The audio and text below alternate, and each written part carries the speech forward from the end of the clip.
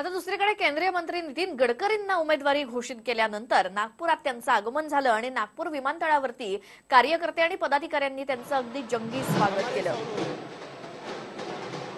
आपला उमेदवारी अर्ज गडकरी सोमवारी दाखल करणार आहेत।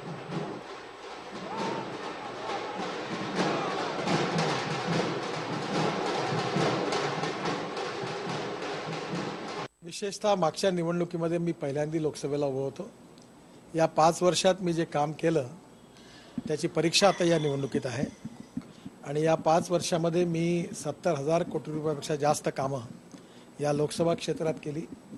क्रीडा क्षेत्र असेल, सांस्कृतिक क्रीडा महोत्सव असेल, खासदार क्रीडा महोत्सव, खासदार सांस्कृतिक महोत्सव, आरोग्याच्या विषयक सेवा करण्याचं क्षेत्र असेल, शिक्षण क्षेत्र असेल, या सगळ्या क्षेत्रात मी नागपूरला सर्वांगीण विकासाकरता प्रयत्न केले।